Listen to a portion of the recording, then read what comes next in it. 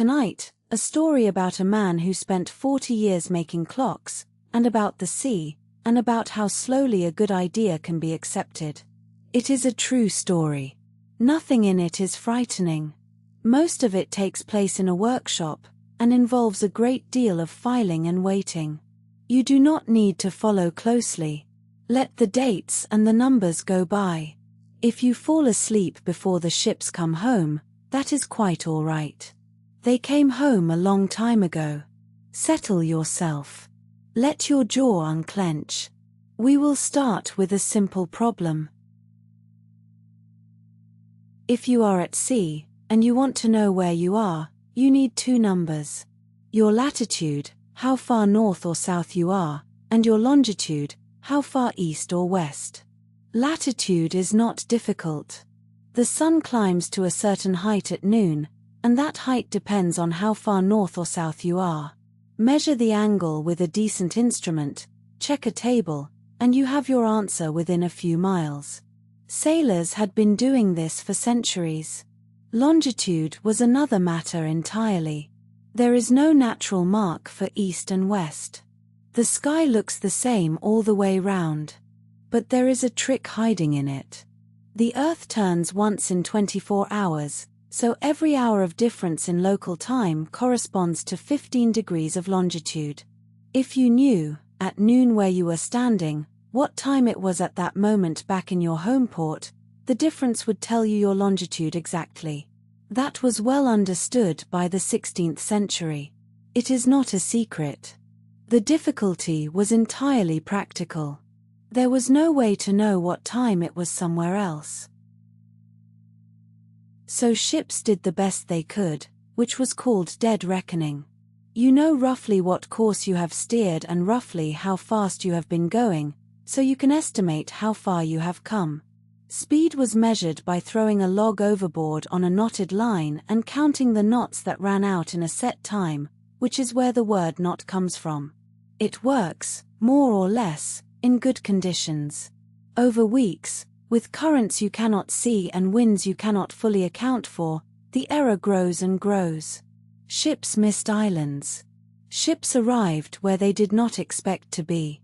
There were losses, some of them serious, and in 1714 the British Parliament decided to do something about it. It passed the Longitude Act, which established a board of longitude and offered a prize. £20,000, an enormous sum, for a practical method of finding longitude at sea to within half a degree on a voyage to the West Indies. Half a degree, at that latitude, is about 30 miles. Over a voyage of 6 weeks. It is a demanding standard, and it was meant to be. There were two serious candidate methods, and it is important to understand that both of them were sensible.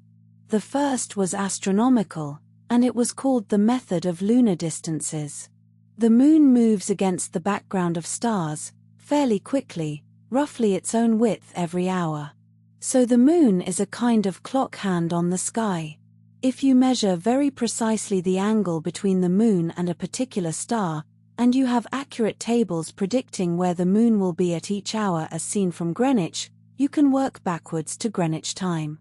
This method needed no new invention, only better tables and better instruments, and it was the method the scientific establishment expected to win. The second was mechanical. Simply carry a clock, set to Greenwich time, and keep it running accurately for the whole voyage. This was widely considered hopeless. Isaac Newton himself had said as much to Parliament. A pendulum clock cannot work on a ship, because the ship moves and the pendulum needs gravity and stillness. And any clock at all would be affected by heat, cold, damp, salt, and the thickening and thinning of its oil. The idea was not wrong. It was just thought impossible. John Harrison was born in 1693, in Yorkshire, and grew up in Lincolnshire. His father was a carpenter and he was trained as one. He had no formal education in mathematics or in horology. What he had was wood, tools, and an unusual and stubborn interest in how mechanisms behave. In his early 20s he built clocks, and because he was a carpenter he built them mostly out of wood. The wheels, the pinions, the frames. This sounds like a limitation, and in one respect it was an advantage.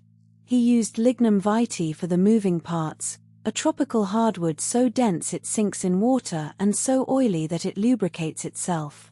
His wooden clocks did not need oiling.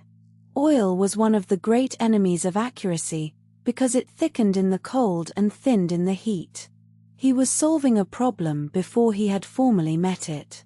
He also made two inventions in these years that mattered a great deal. One was the gridiron pendulum, which combined brass and steel rods, metals that expand by different amounts when warmed, so arranged that their expansions cancelled and the pendulum stayed the same length in any weather. The other was a nearly frictionless escapement, called the grasshopper. One of these early clocks is worth a moment. Around 1722, Harrison built a turret clock for the stable block at Brocklesby Park in Lincolnshire, with wooden wheels. It is still there. It has been running, with interruptions for maintenance, for 300 years, on its original wooden gearing, without ever having been oiled. That, on its own, would be a respectable life's work. But Harrison had heard about the Longitude prize. Around 1730 he came down to London with drawings of a sea clock and presented himself to the Astronomer Royal, Edmund Halley. Halley was helpful. He sent him to George Graham, the finest clockmaker in London. The story is that Graham was skeptical when Harrison arrived in the morning and was lending him money by the evening. That anecdote comes down to us second-hand, through Harrison's own recollection and his son's, so take it as a fond memory rather than a transcript. What is certain is that Graham backed him, with money and with his reputation, and that Harrison went home to Barrow-upon-Humber and spent the next 5 years building a machine. The machine is now called H1. It is a strange and beautiful object, about the size of a large kitchen appliance, mostly brass, weighing some 35 kilograms, with 4 dials and a great deal of exposed mechanism. Instead of a pendulum it has 2 large balances, connected by wires so that they swing in opposite directions at the same time. That is the crucial trick. When the ship rolls, whatever the motion does to one balance, it does the opposite to the other, and the effects cancel. It has the gridiron principle built into it for temperature. It runs on wooden and brass wheels. It needs no lubrication. In 1736 it was taken on a voyage to Lisbon and back on a Royal Navy ship. On the return leg it corrected the ship's own reckoning of its position by about 60 miles, and the master signed a certificate saying so. It was, by any fair measure, a success. Harrison was not satisfied. He went to the board of Longitude and asked for money to build a better one. This became the pattern of his life. He never once submitted a machine and said it was finished. H2 took him about 4 years, and when he had built it he decided that its balances were vulnerable to a certain kind of motion, and abandoned it. H3 took him 19 years. 19 years on one machine. It was never quite good enough either, but in the course of building it he invented 2 things that outlasted it. One was the bimetallic strip, 2 different metals bonded together so that the assembly bends as the temperature changes, which he used to compensate his balance spring automatically. That device is still in thermostats today. The other was a caged roller bearing, an ancestor of the ball bearing you will find in almost every rotating machine now. Somewhere in those 19 years he also changed his mind about the whole approach. He had been watching pocket watches improve, and he came to think that small and fast might be better than large and slow. A small balance oscillating quickly is less disturbed by the motion of a ship than a large one moving slowly. So in 1759, at the age of 66, having spent nearly 3 decades on large machines, he set them aside and produced a watch. H4 is about 13 centimeters across. It looks, at a glance, like a handsome pocket watch of its period, in a silver case, with a white enamel dial and elegant black numerals. Inside it is not like anything else. It is exquisitely made and it keeps time to a standard nothing else of its size approached. In 1761 it was sent to Jamaica, carried by Harrison's son William, since Harrison himself was by then too old for the voyage. After 81 days at sea, the watch was found to have lost a matter of seconds. Converted into distance, the error was around 1.5 miles. The requirement had been 30. The board did not hand over the prize. They said one trial was not enough, that the result could have been luck, and that the way the watch's rate had been calculated was open to question. A second trial was ordered, to Barbados, in 1764. It performed just as well. And still the money did not come. This is the part of the story that people usually tell as a straightforward injustice, and it is not quite that simple. The board's position, at its most reasonable, was this. The Act asked for a practicable method, useful to the whole Navy. One extraordinary watch, made by one elderly genius who could not explain his own methods easily, was not yet a method. Could it be copied? Could ordinary makers produce it? Would it work in the tropics and the Arctic, in 100 ships, made by 100 hands? Those were fair questions.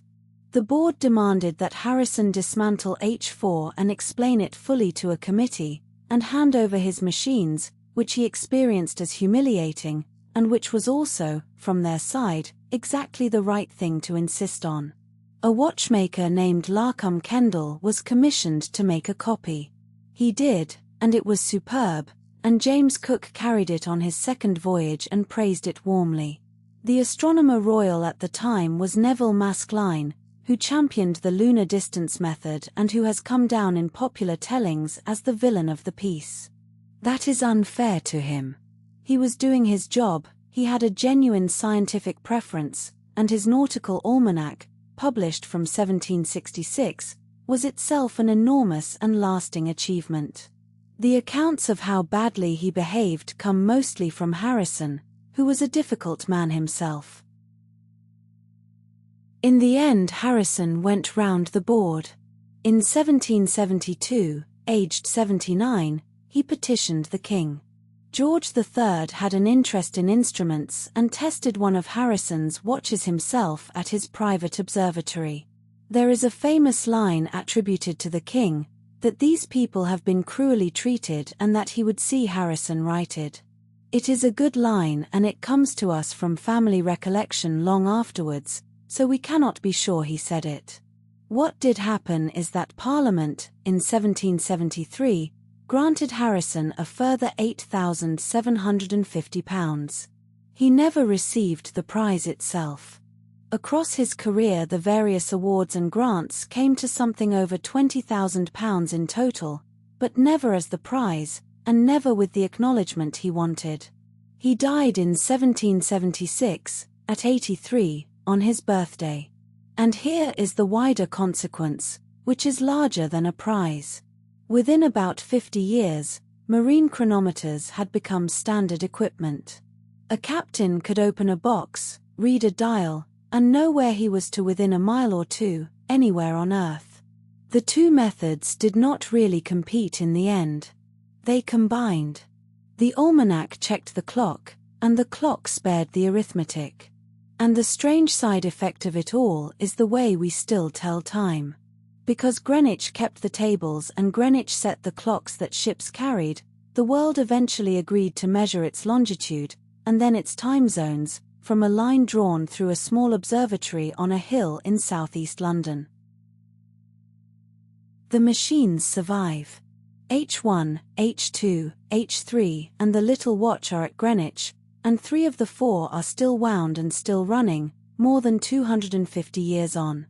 If you would like an image to sleep on, take that. A cased brass machine in a quiet gallery, its twin balances swinging one way and then the other, at night, with nobody in the room. There is another story waiting whenever you want it. Good night.